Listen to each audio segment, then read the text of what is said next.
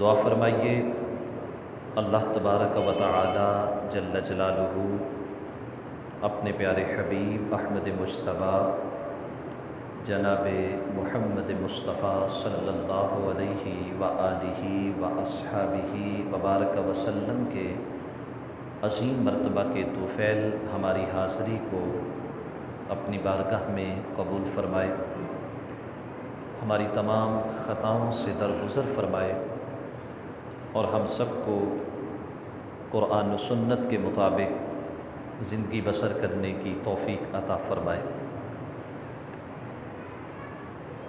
عزیزان گرامی قدر، ہمارا یہ نظریہ اور ایمان ہے کہ رب العالمین جل جلالہ نے اپنے محبوب محمد مصطفیٰ صلی اللہ علیہ وسلم کو بے شمار خوبیاں ایسی عطا فرمائی ہیں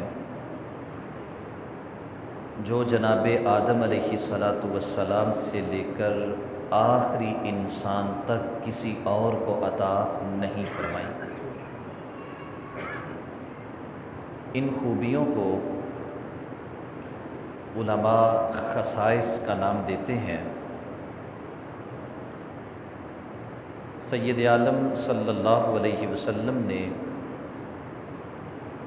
متعدد فرامین میں اپنے خصائص کو بیان فرمایا ہے۔ خود قرآن مجید برہان رشید میں اللہ تبارک و تعالی جل جلالہ نے نبی مہربان صلی اللہ علیہ وسلم کے خصائص کا ذکر کیا ہے۔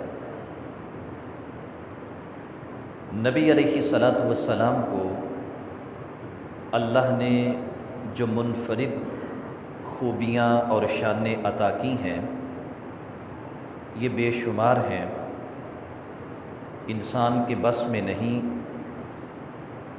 کہ نبی علیہ السلام کو دی گئی شانوں کو شمار کر سکے۔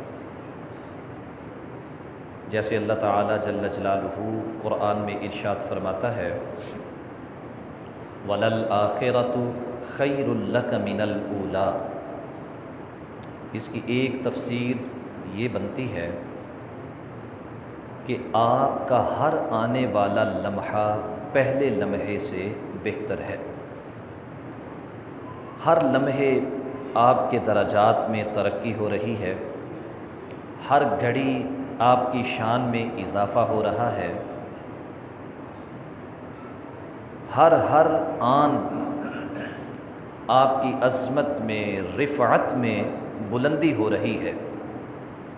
تو جب ہم آپ کی ذات اقدس کے حوالے سے لمحات کا شمار نہیں کر سکتے تو ان لمحات میں جو آپ کو عظمت مل رہی ہے اس عظمت کا ہم شمار کیسے کر سکتے ہیں؟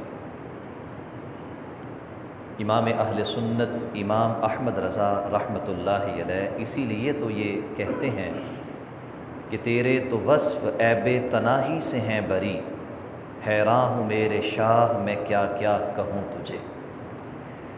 اللہ تعالی جل جلالہ نے جو نبی علیہ السلام کو منفرد شانیں عطا کی ہیں ان شانوں میں سے ایک آپ کی شان ولادت بھی ہے۔ وہ اس طرح کہ سید عالم صلی اللہ علیہ وسلم اس کائنات کے منفرد شخص ہیں کہ جن کی آمد سے قبل ان کا چرچا ہوتا رہا، جن کی ولادت سے قبل ان کی ولادت کی شہرت رہی، اور ان کی ولادت کے وقت جو اللہ نے اس کائنات کو عطا کیا ہے نہ آپ سے پہلے کسی کی ولادت پر دنیا کو وہ کچھ ملا اور نہ آپ کے بعد قیامت تک کسی اور کی ولادت پر دنیا کو مل سکتا ہے۔ اس واسطے آپ کی جو شان میلاد ہے، آپ کی جو شان ولادت ہے، یہ دنیا میں سب سے منفرد، سب سے جدا گانہ ہے اور یہ آپ کی خوبیوں میں سے ایک خوبی ہے۔ میرے آقا صلی اللہ علیہ وسلم کی ولادت کی شان کو بیان کرنا یہ عاشقان مصطفیٰ کی خوش نصیبی بھی ہے، اور اپنے نبی کے ساتھ جو اپنی عقیدت اور محبت ہے اس کا اظہار بھی ہے، کیونکہ جب میلاد کی بزم سجتی ہے ایمان کو تقویت ملتی ہے۔ تقویت اس لیے ملتی ہے کہ ایمان کی بنیاد محبت مصطفیٰ ہے، ایمان کی شرط محبت مصطفیٰ ہے، اور میلاد منانے سے محبت مصطفیٰ میں اضافہ ہوتا ہے، محبت مصطفیٰ کا اظہار ہوتا ہے، اور ایمان اس سے مضبوط ہوتا ہے۔ اور اس کا فائدہ کیا ہوتا ہے؟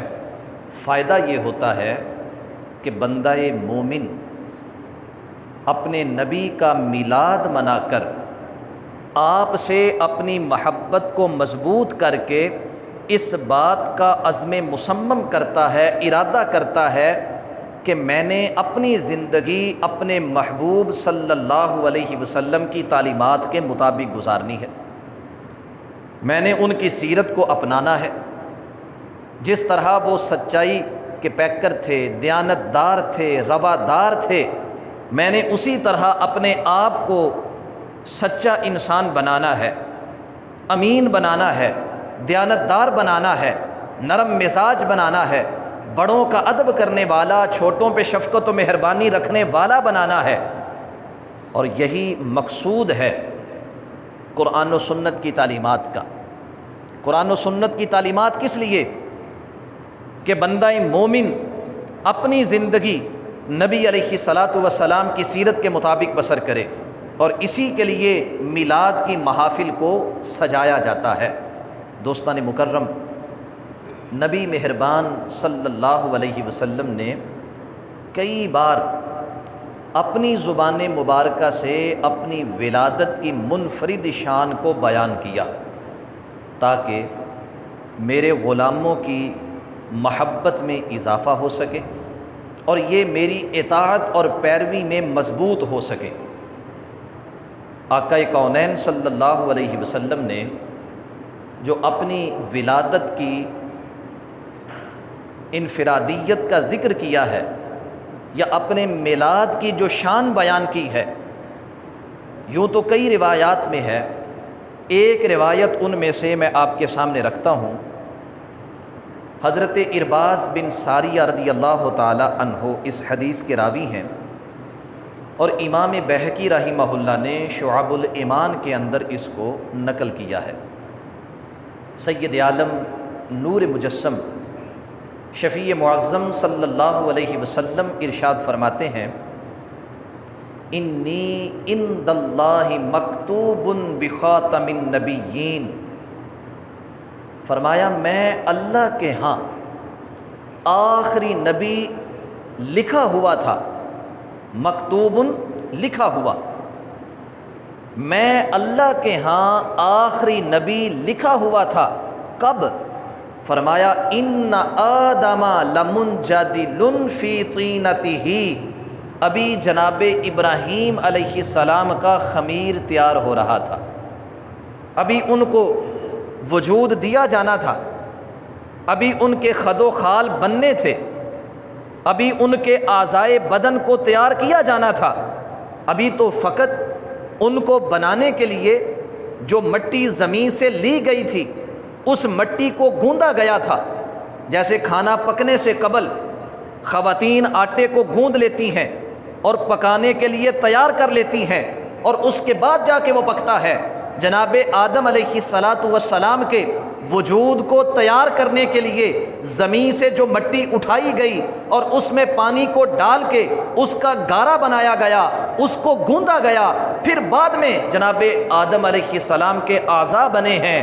آقا فرماتے ہیں جناب آدم کے انسانی شکل و صورت میں وجود پانے سے قبل جب ابھی ان کی مٹی کو خمیر کی صورت میں تیار کیا جا رہا تھا، اس وقت بھی میں اپنے رب کے ہاں خاتم النبیین لکھا ہوا تھا، سب سے آخری نبی لکھا ہوا تھا، اور جناب آدم علیہ السلام اس کے بعد جو ہے وہ شکل و صورت پا رہے ہیں۔ دوستان مکرم، پیارے آقا صلی اللہ علیہ وسلم نے اپنی ولادت کی شان بیان کرتے ہوئے اپنی گفتگو کو آگے بڑھایا۔ یہ ایک ہی حدیث کے الفاظ ہیں۔ پہلا جملہ انسانیت کے آغاز سے قبل آقا کی تعریف کیا ہے محبوب نے وہ بیان کی ہے۔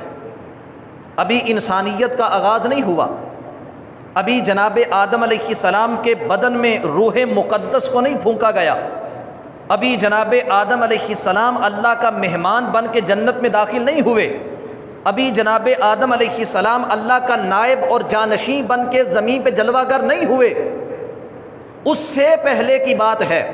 آقا فرماتے ہیں کہ میری تعریف یہ ہے کہ میں جناب آدم علیہ السلام کے تخلیق ہونے سے پہلے اللہ رب العالمین کے ہاں خاتم النبیین کے مرتبے کے اوپر فائز تھا۔ یہ میرا مقام ہے، یہ میرا سٹیٹس ہے، یہ میرا عہدہ، یہ میرا منصب ہے کہ میں اللہ کا آخری نبی ہوں، اور یہ اس وقت بھی میرے پاس تھا جب ابھی رب ذوالجلال نے انسانیت کو بھی وجود عطا نہیں فرمایا تھا۔ پھر میرے آقا صلی اللہ علیہ وسلم ارشاد فرماتے ہیں وَسَأُخْبِرُكُمْ بِأَفْضَلِ ذَلِكَ، اب میں تمہیں اپنے معاملے کی خبر دیتا ہوں۔ اب ذرا سنیں اپنے محبوب کی ولادت کی منفرد شان۔ پیارے آقا صلی اللہ علیہ وسلم فرماتے ہیں انا دعوت ابی ابراہیم وبشرا عیسیٰ ورؤیا امی۔ نبی علیہ الصلاۃ والسلام نے اپنی ولادت کی انفرادیت کو بیان کرتے ہوئے، اپنے میلاد کی شان کو بیان کرتے ہوئے تین ہستیوں کا نام لیا۔ جناب خلیل اللہ ابراہیم کا نام لیا، جناب روح اللہ عیسیٰ کا نام لیا، اور محسنہ کائنات مخدومہ کائنات حضرت سیدہ آمنہ سلام اللہ علیہا کا نام لیا۔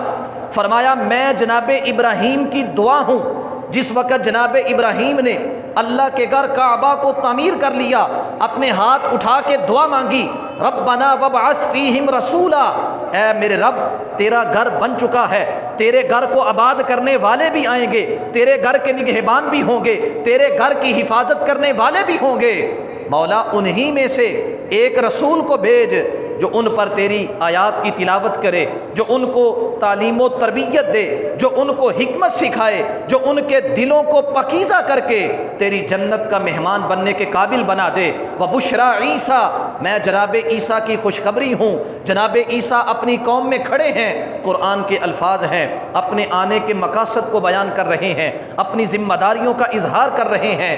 انی رسول اللہ الیکم، اے میری قوم میں تمہاری طرف اللہ کا رسول ہوں۔ دو ذمہ داریاں ہیں، کون سی؟ فرمایا نمبر ایک مصدقا لما بین یدی من التوراۃ، جناب موسیٰ کی کتاب تورات کی تصدیق کر رہا ہوں، ومبشرا، ساتھ خوشخبری دے رہا ہوں۔ کس چیز کی خوشخبری؟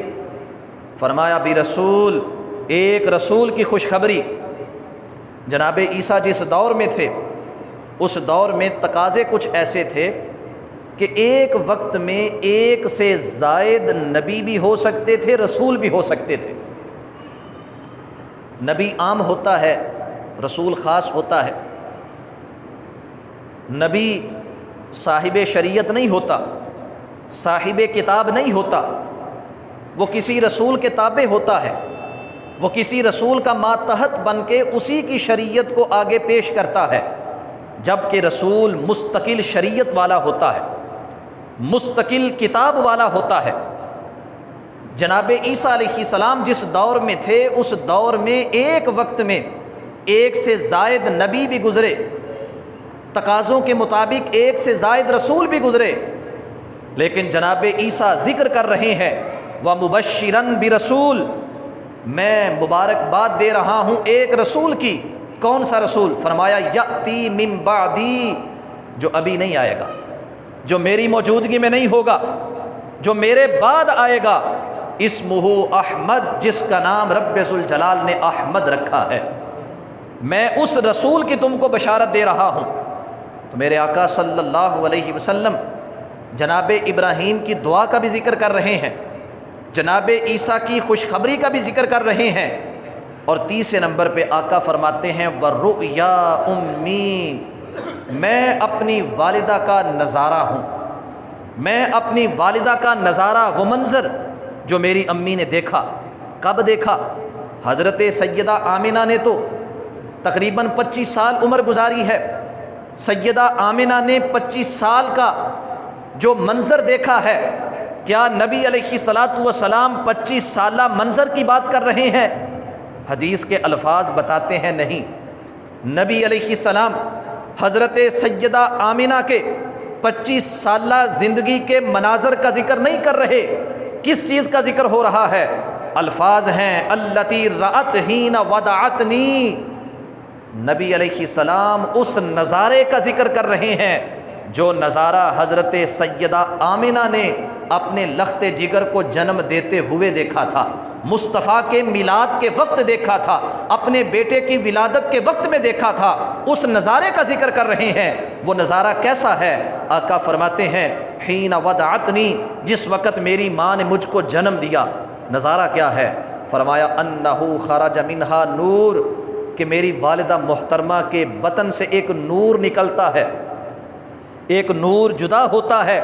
اس نور کی چمک کتنی ہے، کسی کپڑے سے چھپ نہیں رہی، دیواریں اس کی چمک کو روک نہیں سکتی، راستے میں حائل درخت پتھر اگرچہ دبیز ہیں، اگرچہ رجسٹنٹ کر سکتے ہیں، روک سکتے ہیں، لیکن نبی کے نور کی چمک اتنی ہے کہ راستے میں آنے والی کوئی رکاوٹ حائل نہیں ہو رہی، نور آگے بڑھ رہا ہے، چمک تیز ہے۔ کتنی تیز ہے؟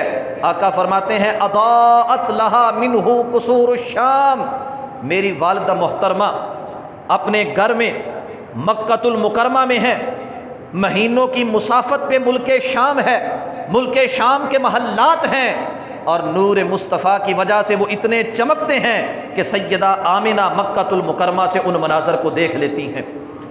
آقا فرماتے ہیں وَرُؤْيَا أُمِّي، میں اپنی امی کا وہی منظر، وہی نظارہ ہوں جو میری ماں نے میرے جنم کے وقت دیکھا تھا۔ اب میرے بھائیوں، اس پہ ذرا آپ بھی غور فرمائیے۔ پیارے آقا صلی اللہ علیہ وسلم سے اس جہاں کا کوئی منظر چھپا ہوا نہیں ہے۔ بچہ پیدا ہوتا ہے، اسے کیا خبر کہ میری ولادت کے وقت حالات کیا تھے، میری ولادت کے وقت میری ماں کی کیفیت کیا تھی، میری ولادت کے وقت کیا ہوا تھا۔ کئی سالوں کے بعد جب وہ سمجھدار ہوتا ہے، جب وہ اہل ہو جاتا ہے باتوں کو سمجھنے کے، باتوں کو محفوظ کرنے کے، برسبیل تذکرہ کبھی کو بات ہو جاتی ہے، اہتمام کے ساتھ کبھی کسی نے نہیں بتایا، ماں بتا رہی ہو کہ جب تو پیدا ہوا تھا تو میری حالت کیا تھی، باپ بتا رہا ہو کہ جب تو پیدا ہوا تھا تو حالات کیسے تھے۔ نبی علیہ الصلاۃ والسلام اللہ رب العالمین کے حکم سے اس کائنات کے مناظر سے آگاہ ہیں۔ جناب آدم علیہ الصلاۃ والسلام کے تخلیق ہونے سے قبل اگر وہ اپنی حالت کو جان سکتے ہیں تو پھر اپنی ولادت کے وقت امی جان نے جو منظر دیکھے ہیں ان مناظر کو بھی مصطفیٰ جان سکتے ہیں۔ اس لیے سرکار نے فرمایا وَرُؤْيَا أُمِّي، میں اپنی امی کا وہ نظارہ ہوں جو میری ولادت کے وقت انہوں نے دیکھا تھا کہ ان کے بدن سے نور نکلتا ہے، اور اس نور کی چمک مہینوں کی مسافت دوری پر جو قصور، جو محلات تھے شام کے، وہ اس نور سے روشن ہو جاتے ہیں۔ میرے بھائیوں، نبی علیہ الصلاۃ والسلام کی یہ حدیث مبارکہ آپ کی ولادت کی شان کو بیان کر رہی ہے، آپ کی ولادت کی انفرادیت کو بیان کر رہی ہے۔ 4 باتیں سرکار نے بیان فرمائیں۔ نمبر 1، اپنا خاتم النبیین ہونا۔ نمبر 2، جناب ابراہیم کی دعا۔ نمبر 3، جناب عیسیٰ کی خوشخبری۔ نمبر 4، حضرت سیدہ آمنہ سلام اللہ علیہا کا دیکھا ہوا نظارہ۔ اگر محبوب بیان کر رہے ہیں تو آج ان کے غلام ان کی محبت میں ان کے میلاد کا اس انداز میں تذکرہ کریں کہ جس میں اس حدیث کو پیش کیا جا رہا ہو اور سن کے عاشقان مصطفیٰ کی محبت بڑھ رہی ہو، تو بتائیے یہ ناجائز اور خلاف شرع کیسے ہو سکتا ہے؟ میلاد کی محافل کو بیک جنبش قلم حرام ٹھہرا دیا گیا، غلط قرار دیا گیا۔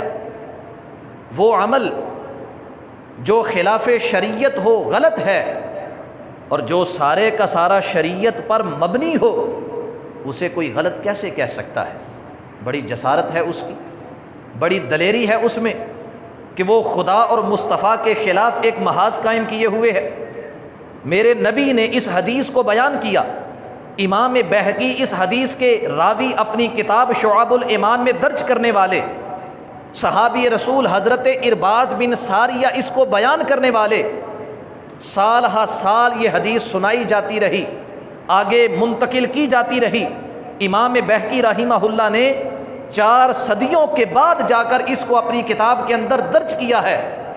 تو وہ سارے لوگ جب پڑھتے ہوں گے اس حدیث کو تو کیا ان کے سامنے اپنے محبوب کی ولادت کا ذکر نہیں ہوتا ہوگا؟ وہ اس حدیث کو نبی علیہ الصلاۃ والسلام کی شان کے حوالے سے کس کیٹیگری میں رکھتے ہوں گے؟ آج سننے والا، پڑھنے والا اس حدیث کو نبی کی ولادت کی منفرد ہونے یا نبی کی ولادت کی شان کے حوالے سے دیکھتا ہے تو کیا پہلے اس طرح نہیں دیکھتے ہوں گے؟ نبی علیہ الصلاۃ والسلام کی ولادت کا ذکر خود نبی علیہ السلام سے ثابت ہے، اور آج جتنی بھی محافل سجتی ہیں ان محافل میں انہی روایات کو بیان کیا جاتا ہے۔ پھر پیارے آقا صلی اللہ علیہ وسلم اس کائنات کے منفرد انسان ہیں کہ جن کی ولادت سے پہلے ان کی ولادت کا چرچا رہا ہے، لوگ منتظر رہے ہیں، ان کا نام لے لے کر لوگ دعائیں کرتے رہے، ان کا نام لے کر لوگ اپنے دشمن کے اوپر فتح مانگتے رہے۔ سورۃ البقرہ کی آیت مبارکہ اس پہ گواہ ہے، وَكَانُوا يَسْتَفْتِحُونَ مِن قَبْلُ، کہ پہلے یہودی وہ دعائیں مانگتے تھے سرکار کا نام لے کر، فَلَمَّا جَاءَهُم مَّا عَرَفُوا كَفَرُوا بِهِ، جب آقا جلوہ گر ہوئے تو پہچاننے سے انکار کر دیا۔ لیکن نبی علیہ الصلاۃ والسلام کی ولادت کا چرچا آپ کی ولادت سے پہلے دنیا کے اندر موجود رہا ہے۔ ایک حدیث عرض کرتا ہوں، اس حدیث کی راویہ حضرت سیدہ عائشہ الصدیقہ ہیں۔ امام حاکم نے اپنی مستدرک کے اندر اس حدیث کو روایت کیا ہے۔ حضرت عائشہ فرماتی ہیں، ملک شام کا ایک یہودی تھا جو تجارت کے لیے مکہ المکرمہ آتا جاتا تھا۔ یہودی تاجر ہونے کے ساتھ ساتھ تورات کا عالم بھی تھا۔ ایک وقت آیا اس نے مستقل طور پہ مکہ المکرمہ کے اندر اقامت اختیار کر لی، رہائش اختیار کر لی، ملک شام جانا چھوڑ دیا، یہیں کا ہو کے رہ گیا۔ کیوں رہا تھا؟ جب آپ حدیث کو سنیں گے آپ کو سمجھ آ جائے گی۔ لوگ ایسے ہی اپنے مسکن اور مولد کو نہیں چھوڑتے، اہمیت کے پیش نظر، ضرورت کے پیش نظر لوگ اپنی جائے ولادت کو چھوڑ دیتے ہیں، اپنے شہر کو، اپنے وطن کو، اپنے بر اعظم کو چھوڑ کر کہیں اور منتقل ہوتے ہیں۔ تو وہ یہودی اپنے وطن کو چھوڑ کر مکہ میں آ جاتا ہے، مستقل طور پہ مکہ میں اقامت اختیار کرتا ہے۔ اور کیوں کرتا ہے؟ جب آپ حدیث کو سنیں گے تو آپ کو سمجھ آ جائے گی۔ میرے آقا صلی اللہ علیہ وسلم 12 ربیع الاول کو پیدا ہوئے، آپ کی ولادت کا پہلا دن ہے۔ صبح کے وقت یہی یہودی تاجر قریش سے سوال کر رہا ہے کہ اے قریش، آج رات تمہارے ہاں کسی بچے کی ولادت تو نہیں ہوئی؟ قریش ایک دوسرے کا چہرہ دیکھ رہے ہیں، انکار کر رہے ہیں، لا علمی کا اظہار کر رہے ہیں، ہمیں تو نہیں پتہ۔ کہا کہ جاؤ تلاش کرو، تحقیق کرو، خبر لے کر آؤ کہ آج جو رات گزر چکی ہے تمہارے ہاں کسی بچے کی ولادت تو نہیں ہوئی؟ تو لوگ جاتے ہیں، تحقیق کرتے ہیں، اور کچھ دیر کے بعد آ کے بتاتے ہیں کہ ہاں جناب عبد المطلب کے گھر میں ایک چاند طلوع ہوا ہے جس کا نام انہوں نے محمد رکھا ہے۔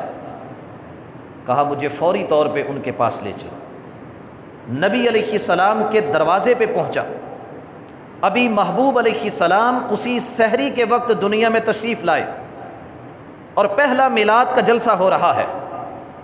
آقا کی دہلیز کے اوپر حضرت سیدہ آمنہ کے دروازے پر جناب عبداللہ کے گھر کے سامنے وہ یہودی تاجر جو عالم بھی ہے، جو تورات کا علم رکھنے والا ہے، وہ دروازے پہ کھڑا ہے، جناب عبد المطلب سے درخواست کرتا ہے کہ مجھے اپنا بیٹا دکھائیے۔ جناب عبد المطلب محبوب علیہ السلام کو گود میں اٹھا کے باہر لے کر آتے ہیں۔ جیسے ہی محبوب کے رخ انور پہ اس یہودی تاجر عالم کی نظر پڑتی ہے، اس کے رونگٹے کھڑے ہو جاتے ہیں۔ فوری طور پہ کہتا ہے کہ مجھے ان کی پشت انور کو دکھاؤ۔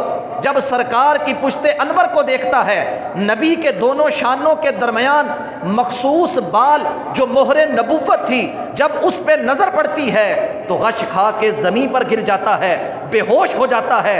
کچھ دیر کے بعد جب ہوش آتا ہے تو علل اعلان کہتا ہے واللہ ذہبت النبوۃ من بنی اسرائیل، خدا کی قسم بنی اسرائیل سے نبوت رخصت ہو گئی، نبوت بنی اسماعیل میں آ گئی۔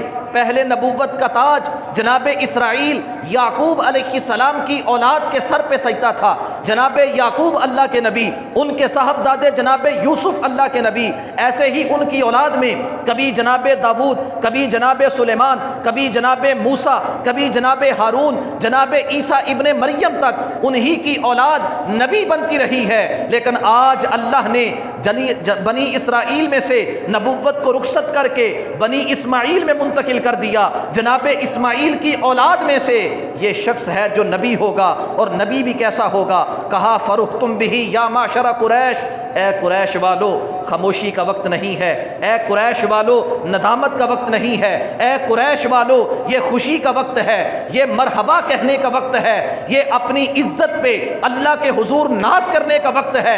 جو نسبت تم کو ملی ہے، جو اعزاز تم کو ملا ہے، اما واللہ لیستون بکم سطوۃ یخرج خیرھا من المشرق والمغرب، یہ بچہ کوئی عام بچہ نہیں ہے، ان قریب مشرق و مغرب، شمال و جنوب، زمین کا کوئی خطہ ایسا نہیں ہوگا جہاں اس بچے کے نام کا ڈنکا نہیں بجے گا، جہاں پر اس بچے کا نام بلند نہیں ہوگا۔ اس لیے تمہیں مبارک ہو، اپنے مقدر پہ ناز کرو، اپنے مقدر پہ خوشی مناؤ کہ رب ذوالجلال نے اپنا محبوب نبی تمہارے درمیان میں پیدا فرما دیا ہے۔ اب دوستان مکرم، یہ اس یہودی عالم کا، تاجر کا قریش کے سامنے اظہار تھا، اور کس بات کا اظہار؟ جملہ آپ نے سنا، کہتا ہے فرحتم بہ یا معشر قریش، کہا قریش والو خوش ہو جاؤ، تمہارے درمیان یہ آیا ہے، قریش والو اپنی نسبت پہ ناز کرو، تمہارے درمیان یہ آیا ہے۔ قریش والے کچھ تو خوش نصیب ٹھہرے، اور ابو جہل، ابو لہب، عتبہ، شیبہ، ابو البختری جیسے بد نصیب ٹھہرے۔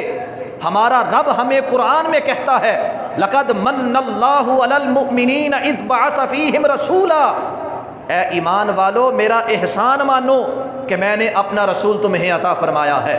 لقد جاءکم رسول من انفسکم عزیز علیہ ما عنتم، اے ایمان والو دیکھو تو صحیح کہ میں نے رسول کیسا تمہیں عطا کیا کہ جو تمہاری پریشانی کو اپنی پریشانی سمجھتا ہے، جو تمہاری آسانی کا حریص ہے، جو تمہارے لیے مہربان بن کے آیا ہے، اس کی آمد پہ خوشی کا اظہار کرو۔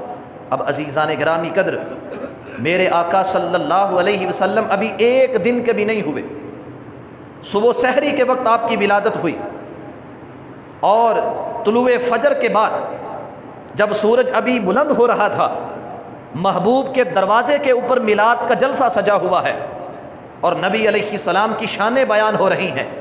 لَيَسْتُوَنَّ بِكُمْ سَطْوَةً يَخْرُجُ خَيْرُهَا مِنَ الْمَشْرِقِ إِلَى الْمَغْرِبِ، کہا مشرق سے لے کر مغرب تک اس بچے کا چرچا ہوگا، مشرق سے لے کر مغرب تک اس بچے کا نام بلند ہوگا۔ آج زمین کا کوئی کونا ایسا نہیں ہے، کوئی بر اعظم ایسا نہیں ہے، کوئی ملک، کوئی وطن ایسا نہیں ہے جہاں امام الانبیاء حضرت محمد مصطفیٰ صلی اللہ علیہ وسلم کا نام نہ لیا جا رہا ہو۔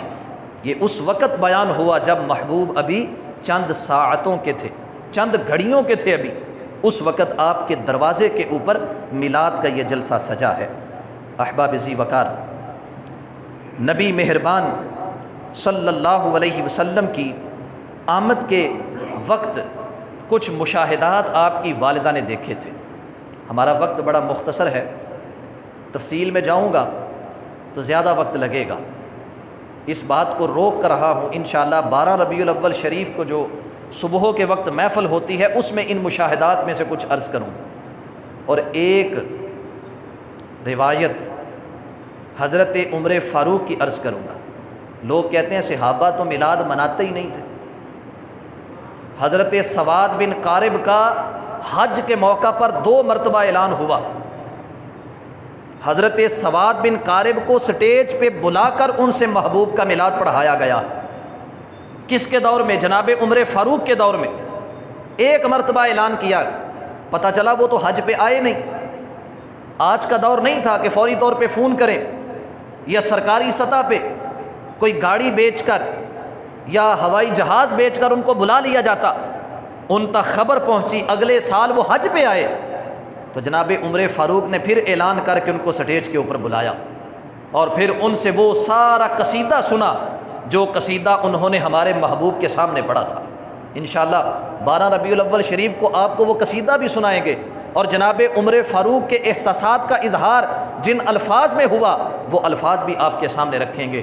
ابھی اپنی بات کو میں ختم کر رہا ہوں کہ نبی کریم صلی اللہ علیہ وسلم کا میلاد منانا یہ آپ سے محبت کی دلیل ہے، اور اس کا نتیجہ کیا ہے کہ ہم اپنے محبوب کی اطاعت کریں، ان کی پیروی کریں، یہی مقصود ہے۔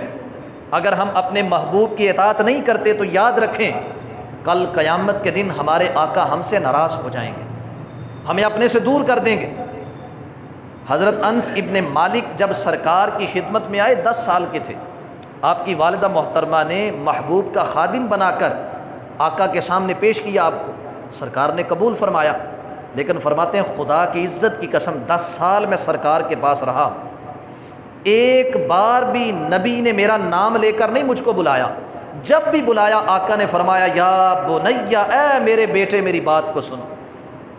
اس جملے کے اندر جو لطف ہے، جو محبت ہے، یہ حضرت انس ابن مالک کے سوا کوئی دوسرا محسوس نہیں کر سکتا۔ اے انس ادھر آؤ، اے لڑکے ادھر آؤ، اے خادم بات سنو، ایسا نہیں تھا۔ کہتے جب بھی بلایا یا بنیا، اے میرے بیٹے، اے میرے بچے میری بات کو سنو، یہ الفاظ ہوتے۔ حضرت انس کہتے ہیں 10 سال کا پہلی دفعہ جب سرکار کے پاس آیا تو آقا نے مجھے ایک نصیحت فرمائی۔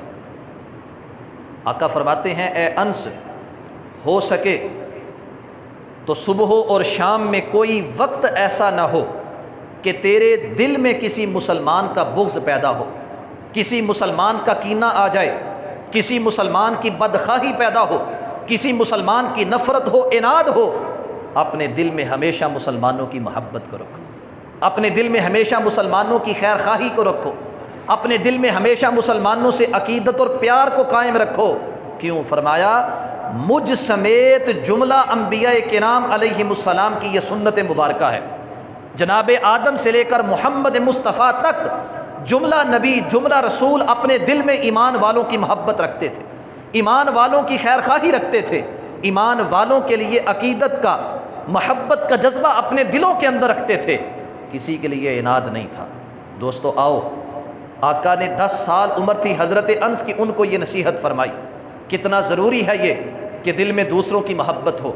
آج ہم کئی دہائیاں اپنی عمر کی گزار چکے اور دلوں میں پھر نفرت ہے، دلوں میں پھر کرودھ ہے، دلوں میں پھر بدخواہی ہے، بڑھاپے میں جا چکے، جوانیاں گزار چکے یا جوانیاں اختتام پر پہنچ چکی اور دلوں میں ابھی تک کرودھ ہے، نفرت ہے۔ آقا فرماتے ہیں مجھ سمیت جملہ انبیاء کی سنت کہ کسی کے دل میں کوئی میل نہیں تھا، کرودھ نہیں تھا، اور آگے ارشاد فرمایا من احیا سنتی فقد احبنی، جس نے میری سنت زندہ کی اس نے مجھ سے محبت کی، ومن احبنی فہو معی فی الجنہ، جو مجھ سے محبت کرتا ہے پھر وہ پیچھے کہیں روکا نہیں جائے گا، وہ سیدھا میرے رب کی جنت کا مہمان بن جائے گا۔ اللہ کم الحاکمین ہمیں اپنے محبوب کا میلاد منانے اور اپنے محبوب کی سیرت کو اپنانے کی توفیق عطا فرمائے۔ وآخر دعوانا ان الحمد للہ رب العالمین۔ بڑے